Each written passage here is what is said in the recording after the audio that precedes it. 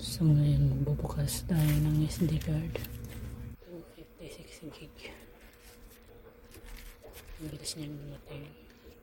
In-order ko siya sa Shopee. 2 days akong dito agad. Actually kapon pa siya dumating. Sana legit siya na 256 gig. Kasi nasa 1,215 ang bili ko nito. Sana hindi siya nagkamali yung seller na ibigay 256 gig, hindi 128 gig. So buksan natin. Today is July 16. Sana wala siyang damage at hindi siya nagkukurap. Ang tatak na pala ito ay isang disk.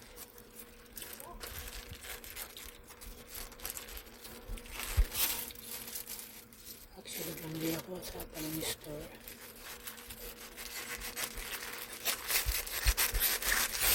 $128 gig.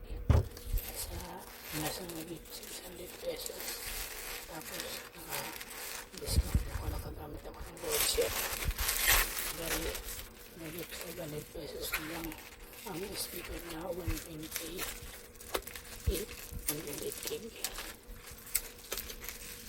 Ito, bumili ako dahil para sa isa pang storage.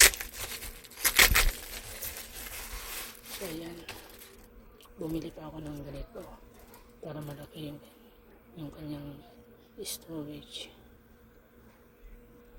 Ay, maganda yan. Yan, 256 gig. Napabili ako dahil medyo mura lang siya. Actually guys, yung mga SD card, kapag sinabing 16 gig, meron pa siyang space na nasa 2 gig. So kung 32 gig, meron pa siyang nasa 4 gig. Sabihin natin siya, ito 64 gig. Hindi siya totally buo. Bali, meron siyang space na para sa kanyang extra files. So ayan, maganda siya. Ang sabi sa mga positive comment, mag-list daw yung kanyang pagka-paste ng video. Tapos music. Kasi nga, meron siyang tinatawag na 3.2. Ito up to 15 times faster than USB 2.0 drives. So ayan. Bumili ako nito nasa 128 gig. Tapos may get 600 pesos siya. So ang pagkakabili ko ay nasa 500 pesos na may get. Hindi naman siya nagkukurap kapag umabot ng 80 gig. Pero actually guys, ang laman ng nasa 114 gig. Imbis na 128 gig. Ang in-expect ko sana sa 128 gig ngayon ay nasa 120 gig man lang. Tapos yung 8 gig para siguro sa free niya na space, kagaya ng mga files, documents, music, at madalas photos or picture. So, ang palatandaan nga pala ng original. Ang palatandaan ng original ay yung kanyang ganito.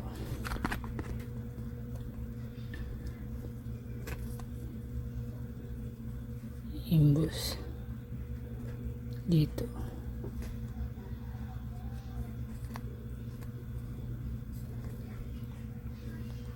Actually guys, bumili ako ng ganito 128 gig. Pinuno ko siya, pero ang nalagay lang is 114 gig. Parang meron isang space na 14 gig. Medyo malaki-laki pa.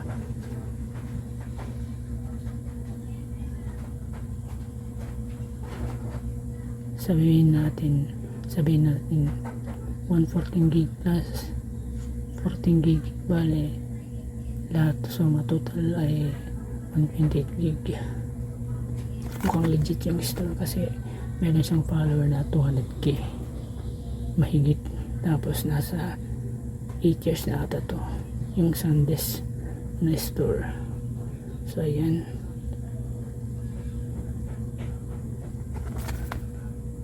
Yan, buksan natin siya. I-search nyo sa Google SD card or memory card ay hindi totally full na 128 gig. So kunwari meron kayong 32 gig, i-search nyo kung bakit hindi siya totally 32 gig. Nasa Google yung mga tanong at kasagutan. So ayan, kunwari meron kayong 128 gig, i-search nyo sa Google kung bakit yung 128 gig hindi full. Ito yung bukasan niya dito, yung indicator niya. Ito yung bukasan niya.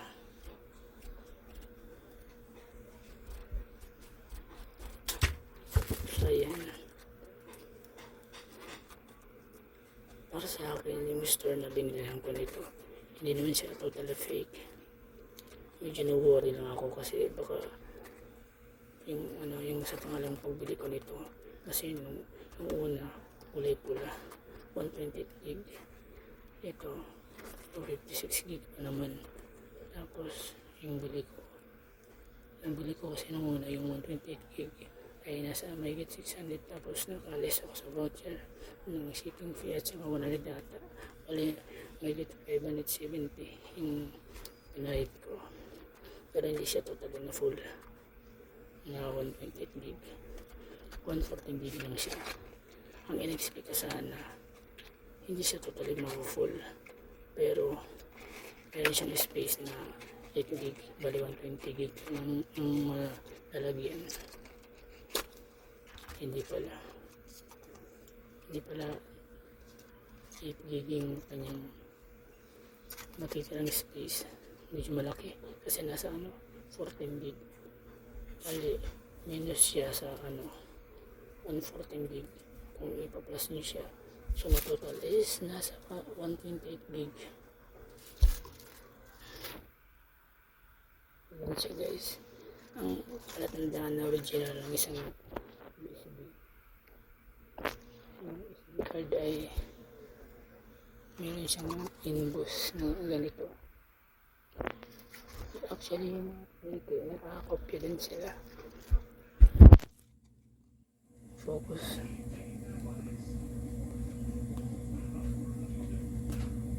Pero yung sealed, pag binuksan nyo siya dito, meron kasi itong sealed. So ayan, dito. So ayan, buksan natin. Ko guys, medyo nabahala ako sa pangalawang pag-order ko.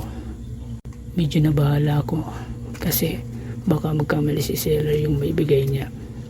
Kasi ang bili ko nito nasa 1,215. Nabahala ako, baka ang nabahala ko na part ay baka yung mabigay niya imbis 256 gig ay 128 gig, so sayang. Ang mahal pa naman dito ng konti. Actually mura lang siya kasi sa ibang store yung ganito nasa siya, kapag 256 gig nasa 2,000 to 2,600. Kahit halos ganito yung design. So bubuksan na natin siya. Ito 256 gig, mura lang kasi nagkakahalaga lang siya ng 1,215. Pero yung yung USB nila na ganito, yung design, minsan nagkakalaga ng 1,400 to 1,500. Pinakamahal na yung 2,000 pesos, 2,100 or 1,900. Ito nabili ko lang siya sa halagang 1,215. Ang bentahan nito is nasa 1,800 to 2,000 pesos sa Sandisk store. So ayan, pasensya na sa ingay.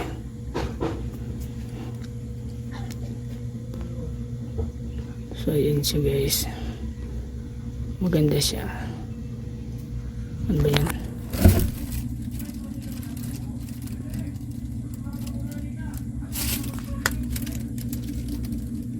Focus. Yan yung gusto niyo at tsura.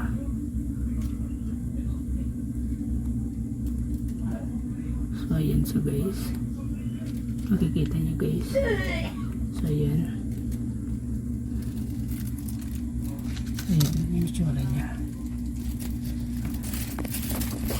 Sana legit siya na malagyan ng 200 gig man lang, 130 gig ganyan, kasi 256 gig ito.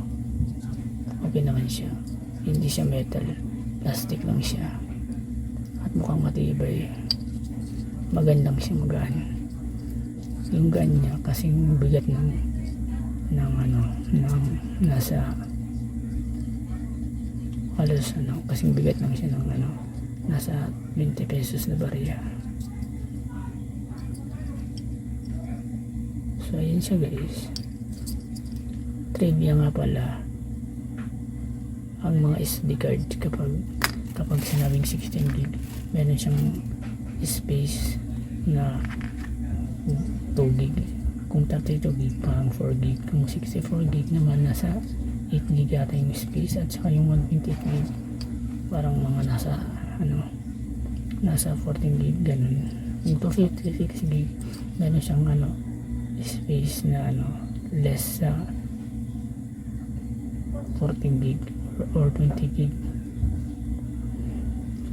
Depende sa pagbasa ng computer at saka sa tablet kung lalagyan nyo siya ng OTG. Maganda naman siya guys. So ayan, i-search nyo na lang sa Google. Pwede nyo i-search sa Google kung bakit ang SD card hindi siya totally full na ganyan. For example, meron kayong 128 gig, i-search nyo sa Google bakit hindi 128 gig ang SD card. Nasa Google ang tanong at sagot. Yun lang muna guys, medyo mahaba na yung video natin. Maganda siya guys. Sana 256 gig yung kanyang laman niya na totally is I guess 230 gig mga ganyan or 240 gig. So yun lang muna guys. Bumili ako nung una nito, yung kulay pula. Nilagyan ko siya, pinuno ko siya ng file, tapos 114 gig lang gumana sa kanya. Yung yung space niya is for 14 gig. Medyo malaki-laki. Ang in-expect ko kasi noon is 120 gig ang papasok, yung 8 gig yung kanyang free space para sa kanyang photo at music. So yun lang muna guys. Sana ito na 256 gig, sana ma-full ko siya bilang 240 gig man lang para malaki-laki. Sana hindi siya 230 gig ang malagay ko dito. Wala siyang kalawang, diba? Maganda siya guys.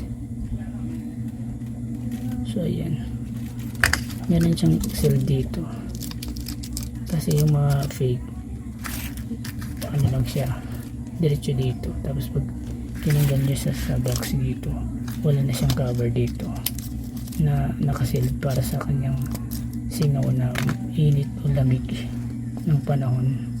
Medyo kakaroon siya ng moist kapag wala siyang ganito, wala siyang tinanggal ko dito yung kanyang manipis na parang acetate.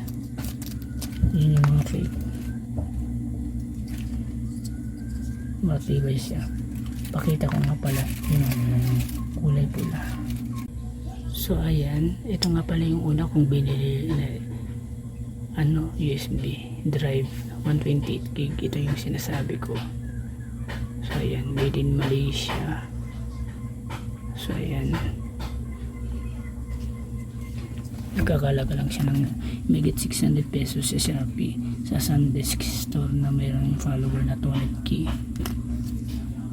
Ito yung pangalawang binili ko, megit 600 to, bali naka-less ako sa voucher ng 100, tapos free shipping free shipping fee. Bali may get 500 lang to, 570 at ang bili ko nito. Tapos ito naman 1,100 mahigit to. Bali ano, parang hindi ako nakalist sa voucher. Bali nag-additional siya ng 50 ata or 50 or 70, kasi ang bili ko nito nasa 1,215. Kung yung isa made in Malaysia, ito made in China. Sana hindi siya nagkukurak, no? Made in China, ito made in Malaysia. Ang nakalagay lang dito, ang na-full sa kanya ay 128 gig, di ba dapat? Ang in-expect ko nasa 120 gig. Ang total na nalagay ko na video sa kanya ay nasa 114 gig. So ayan, sana itong 256 gig ay ang malagay ko dito ng mga files, video at music, or kahit ano pa. Sana yung kanyang yung malagay ko sa kanya ay 230 gig hanggang 240 gig. So yun. By the way, ang store nga pala nito ay mayroon na siyang follower na 300k mahigit, at nasa 9 years na siya. Medyo magkaiba sila ng tatak, made in Malaysia. Ito made in China. Nakakakaba, baka 128 gig lang ang malagay dito. Pero sana hindi siya mag-corrupt, sana hindi siya 128 gig, umabot man lang siya ng 230 gig bago mag full yung kanyang SD card. Ito nga pala yung tinatawag na USB drive ng SanDisk. So yan lang muna guys, bye, thanks for watching. Ito nga pala yung kanyang OTG. So ayan, i-connect nyo siya type C sa cellphone. Ito yung type C, tapos ito yung salpakan niya para dito. So ayan, kunwari sasalpak ko siya dito. So ayan,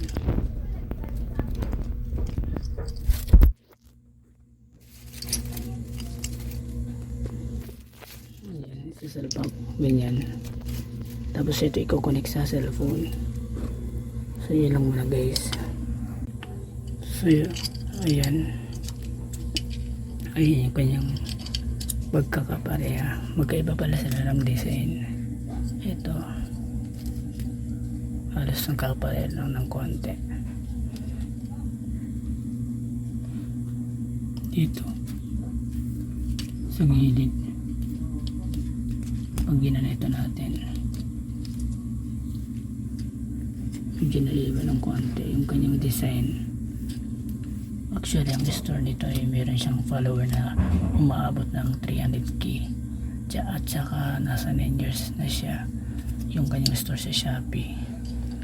This is not a sponsor by SanDisk. SanDisk USB flash drive ang tawag dito, or USB flash drive. So yun lang muna guys, thanks for watching, bye, see you my next video vlog. Okay guys, munti ko na makalimutan, hindi ko nga pala napansin, ito meron nga pala siyang kasamang resibo dito sa bubble wrap na pinagpilahan ko ang SanDisk ng USB flash drive. Ito yung 256 gig, meron nga pala siyang kasamang resibo. Ngayon ko lang napansin. Navy blue to. Ito ang kulay nito ay para siyang blue na purple na pinagsama, navy blue. So ito nga pala yung kanyang resibo. Ngayon ko lang napansin. bira ka lang makakabili sa Shopee na may resibo na ganito, diba? Meron siyang kasamang receipt. So ayan,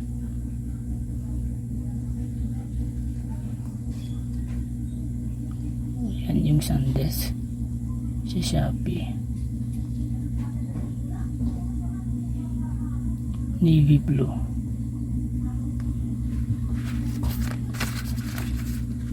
Diba?